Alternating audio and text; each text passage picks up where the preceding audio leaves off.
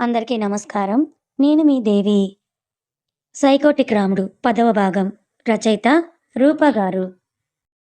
Please help me కరు అని వచ్చి రాని గొంతుతో చిన్నగా చెప్తుంది భూమి. వెంటనే తనని పైకి లేపి పక్కనే ఉన్న సోఫా మీద పడుకోబెట్టి పరుగున కిచెన్‌లోకి వెళ్లి వాటర్ తీసుకొని వచ్చి భూమి ఫేస్ మీద చల్లుతుంది. అప్పుడు చూస్తుంది భూమి ఫేస్ బాగా కొట్టడం వల్ల చెంప బూరెలా ఊడిపోతుంది. ఆ కొట్టిందెవరు అని కరుణకి ఫ్రాక్షన్ ఆఫ్ సెకండ్స్‌లో తెలిసిపోతుంది. మళ్ళీ మొహం మీద నీళ్లు చల్లి ఫేస్ మొత్తం కూడా తుడిచి చిన్నగా తనని పైకి లేపుతుంది కరుణ. పైకి లేచిన భూమి చిన్నగా కళ్ళు తెరుస్తూ ఎదురుగా ఉన్న కరుణను చూస్తూ అమాంతంగా తనని హగ్ చేసుకొని బోరున ఏడుస్తూ ఉంటుంది. తను ఎలా కంట్రోల్ చేయాలో కూడా కరుణకి ఏమీ అర్థం కాలేదు. తన వెను నిమురుతూ please calm down Bhumi. Everything will be okay. నాకు ఇక్కడ ఉండాలని లేదు కరుణ.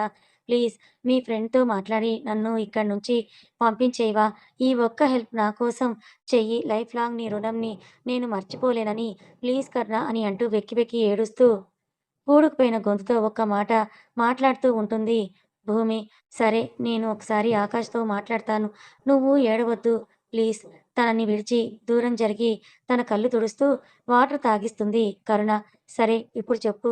అసలు ఏం జరిగింది నీకు ఆకాష్‌కి అని అడుగుతుంది. జరిగిందంతా కూడా వివరిస్తుంది భూమి కరుణకి. ఆకాష్ బిహేవియర్ ఏంటో అర్థం కాలేదు కరుణకి కూడా. నీకు ఒక విషయం చెప్పాలి భూమి అని అంటుంది కరుణ. ఏంటి కరుణ అది? అని అడుగుతుంది భూమి. యాక్చువల్లీ ఆకాష్ సిస్టర్ గత 3 సంవత్సరాల నుంచి కోమాలోనే ఉంది. వాట్? గతంలో జరిగిన కొన్ని ఇన్సిడెంట్స్ వల్ల ఆకాష్ వాళ్ళ సిస్టర్‌కి హెల్త్ ప్రాబ్లమ్ వల్ల తను కోమాలోకి వెళ్ళిపోయింది. ఆకాష్‌కి తన సిస్టర్ అంటే చాలా ప్రాణం. నువ్వు అలా మాట్లాడేసరికి కోపంతో నిన్ను అలా కొట్టాడే కానీ వేరే ఏ ఉద్దేశ్యం లేదు కరు. రేపటి మీటింగ్‌కి అన్నీ రెడీ ఏనా? అని బేస్ వాయిస్‌కి ఇద్దరూ ఒక్కసారిగా వెనక్కి తిరుగుతారు. ఆకాష్ వాళ్ళని సూటిగా చూస్తూ వెళ్ళి తన ప్లేస్‌లో సెటిల్ అయ్యి ల్యాపీని ఓపెన్ చేస్తాడు. ఇంకా ఏమీ రెడీ చేయలేదా ఆకాష్? రెడీ చేయకుండా మరిక్కడేం చేస్తున్నారు మీరు? భూమి కిచెన్‌లో పడిపోయింది. అందుకే తనకి హెల్ప్ చేయడానికి నేను వచ్చాను అని చెప్తుంది కరుణ. చేశావుగా ఇంక వెళ్ళు అని అంటాడు. ఆకాష్ మరో మాట లేకుండా నేను మళ్ళీ వస్తాను భూమి అని చెప్పి అక్కడి నుంచి వెళ్ళిపోతుంది కరుణ. చిన్నగా సోఫాలో నుంచి లేచి తన డెస్క్ దగ్గరికి వెళ్ళి వర్క్ చేసుకుంటూ ఉంటుంది భూమి. టైం 7:30. వర్క్ అంతా కూడా ఫినిష్ అయ్యాక చిన్నగా లేచి కిచెన్‌లోకి వెళ్ళి ఆకాష్ కోసమని ఫుడ్ ప్రిపేర్ చేసి అన్నీ టేబుల్ మీద సర్ది తన బ్యాగ్ తీసుకొని ఆకాష్ ముందు నిలబడి సార్ నా వర్క్ అయిపోయింది. నేనింకా వెళ్ళొచ్చా అని అడుగుతుంది. తన ఫేస్ కూడా చూడకుండా గో అని అంటాడు. 2 అడుగులు వేసిన భూమి మళ్ళీ ఆకాష్ వైపుకే తిరిగి I am really sorry sir. నేను అలా మాట్లాడి మిమ్మల్ని చాలా బాధ పెట్టాను అని చెవులు పట్టుకొని మరీ తనకి సారీ చెప్తుంది భూమి. అయినా కానీ ఆకాష్ తనని అస్సలు చూడడు. కాసేపు అలా నిలబడినా తన నుంచి ఎలాంటి రెస్పాన్స్ రాకపోవడంతో ఇంక చేసేదేమీ లేక భూమి బయటికి వచ్చేస్తుంది. కింద తన కోసం క్యాబ్ రెడీగా ఉన్నా ఎందుకో కాసేపు ఒంటరిగా ఉండాలని అనిపించి డ్రైవర్‌కి వెళ్ళిపోమని చెప్తుంది. భూమి ఒక్కతే నడుచుకుంటూ వెళ్తోంది. డ్రైవర్ ఆకాష్‌కి కాల్ చేసి విషయం అంతా చెప్తాడు. ఓకే. మీరు తనని ఫాలో అవ్వండి. ఇంటికి రీచ్ అయ్యాక వెళ్ళిపోండి అని అంటాడు ఆకాష్.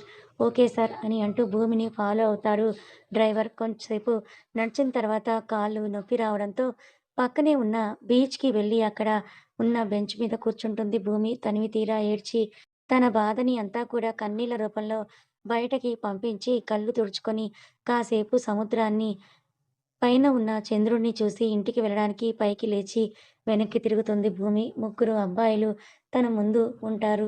వాళ్ళని పట్టించుకోకుండా పక్కకి తప్పుకొని తన దారిన తను వెళ్ళిపోతుంటుంది భూమి. వాళ్ళల్లో ఒకడు భూమి చేతిని పట్టుకుంటాడు. వెంటనే చేత్తో వాడి చెంప మీద గట్టిగా కొడుతుంది. ఇంతలో ఇంకొకడు భూమి వెనుక నుంచి తన నడుముని పట్టుకొని ఆమె నోరు మూసేస్తాడు. వేరేవాడు తన 2 కాళ్ళు పట్టుకొని దూరంగా ఉన్న చెట్టు దగ్గరికి తనని లాక్కొని వెళ్ళి భూమి చున్నీ తీసేసి దాంతో తన నోటిని కట్టేసి కాళ్ళు, చేతులు మరో ఇద్దరు కూడా పట్టుకుంటారు.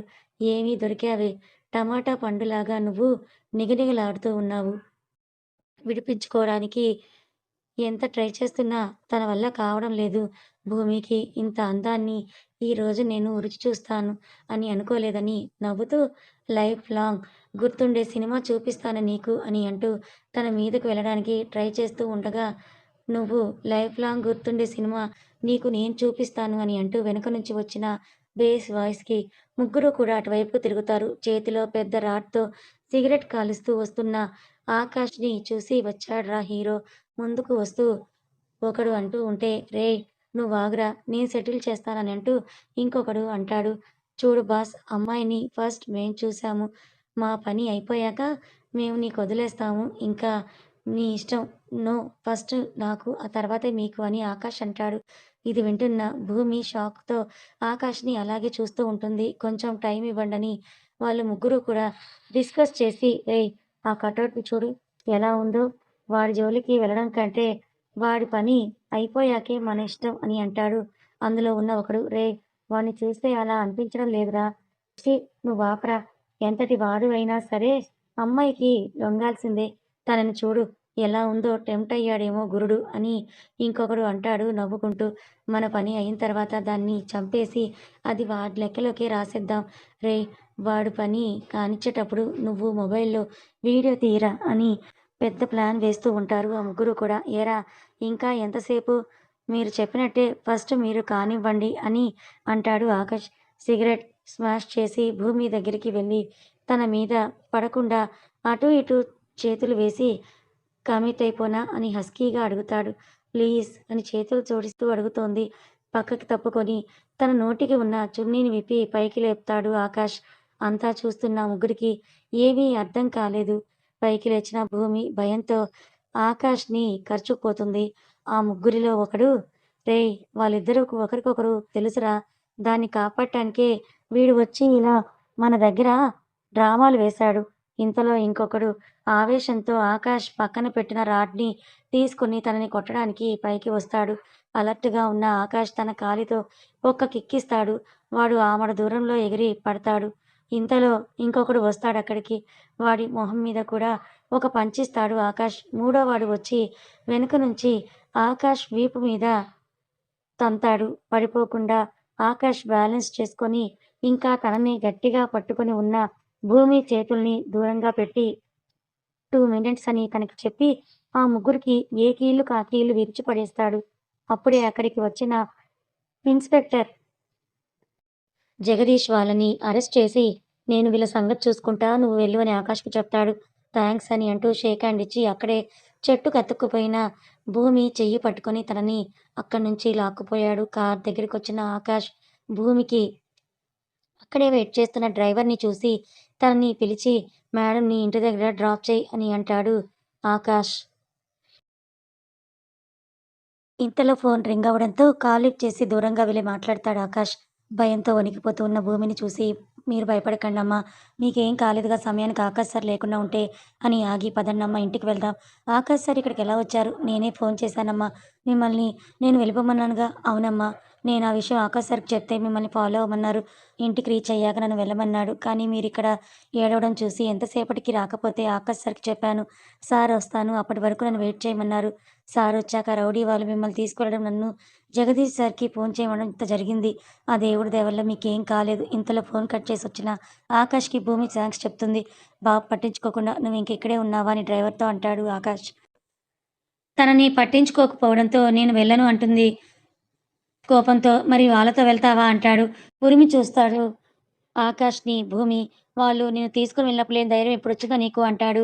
మాట్లాడకుండా కామ్‌గా అయిపోతుంది. డ్రైవర్‌ని పంపించేసి కార్ స్టార్ట్ చేస్తాడు. కార్ ఎక్కకుండా నిలబడి ఉంటుంది. "ఇక్కడే ఉంటావా? ఎక్కుతావా?" అంటాడు. పాప హ్యాపీగా ఫీల్ అవుతూ కార్ ఎక్కుతుంది.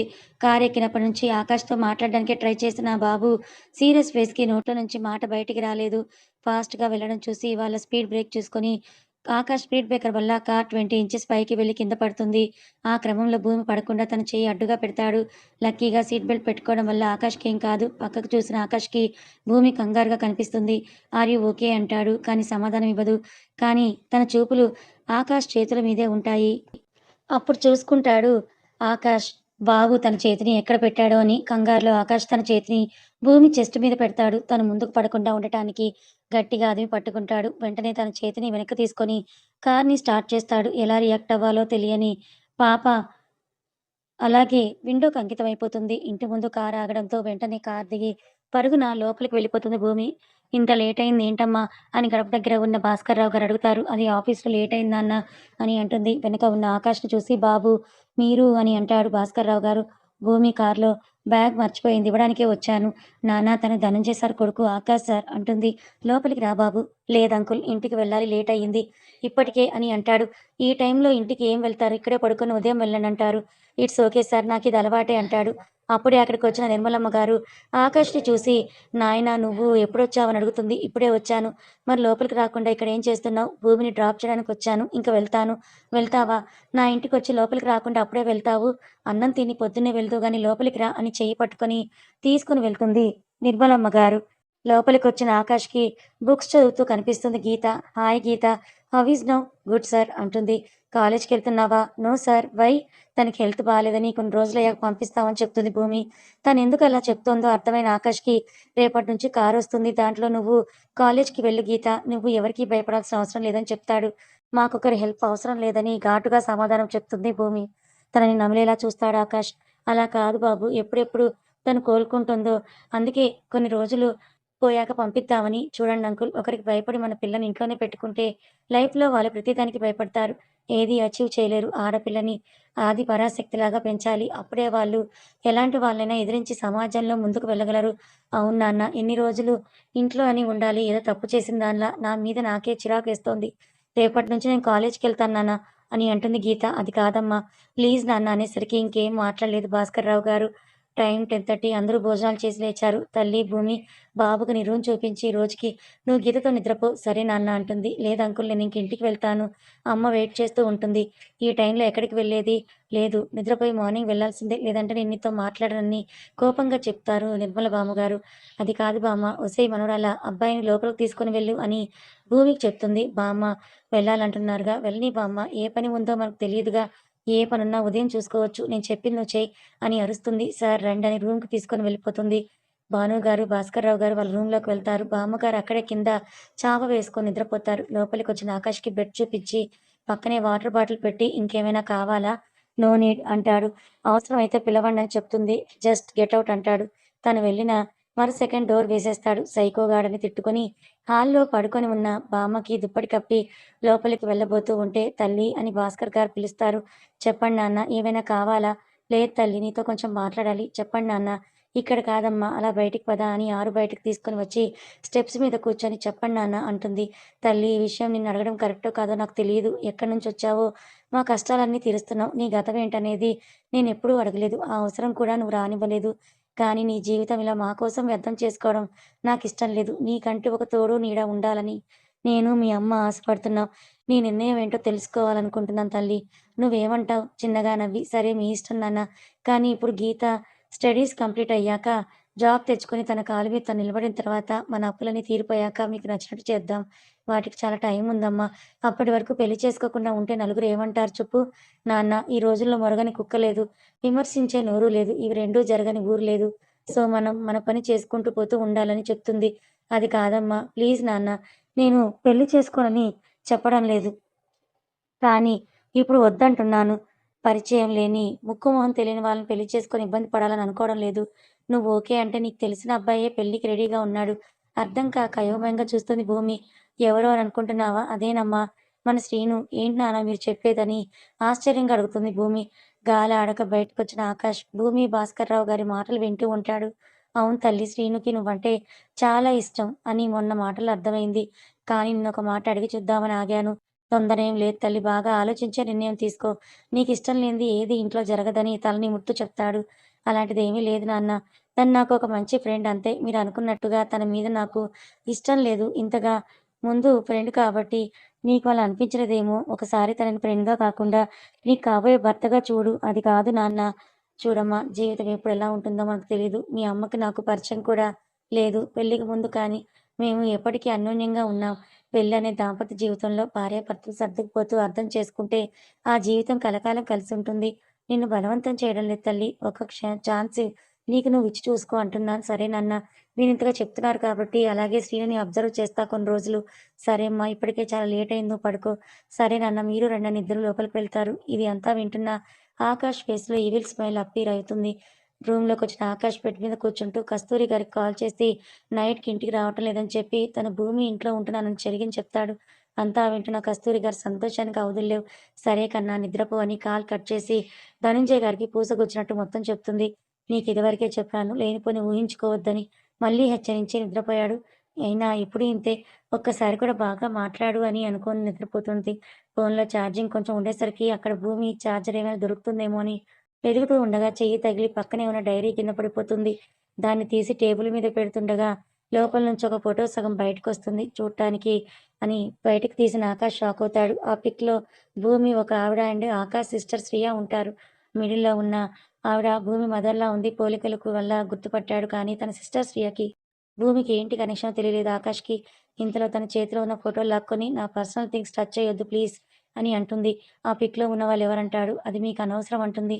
కోపంతో తనని దగ్గరికి లాక్కొని తన చేతిని వెనక్కి మడిచి నేనడిగిన దానికి ఆన్సర్ చేయకపోతే దానికి ట్రీట్మెంట్ ఎలా ఉంటుందో నీకు తెలుసు కదా అంటాడు. కళ్ళలో నుంచి కన్నీరు వరదలా తన్నుకొస్తూ ఉండగా మళ్ళీ అడుగుతాడెవరని. మా అమ్మ అండ్ నా ఫ్రెండ్ శ్రియ అని పూడుకుపోయిన గొంతుతో అంటుంది.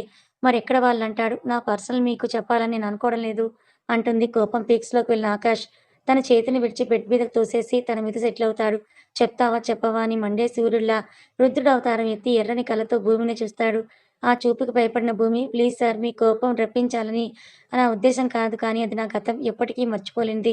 నన్ను వీడనిది దాన్ని నాతోనే అంతం చేసుకోవాలని నేను అనుకుంటున్నాను చెప్తూ ఉండగా భూమి అక్క అని గీత వాయిస్‌కి ఆకాష్‌ని నెట్టేసి డోర్ వరకు వెళ్ళి ఆ ఫోటోలో ఉన్నది మా అమ్మ, పక్కన నా ప్రాణం, నా ఫ్రెండ్ శ్రేయ సార్ అని బయటకు వెళ్ళిపోతుంది.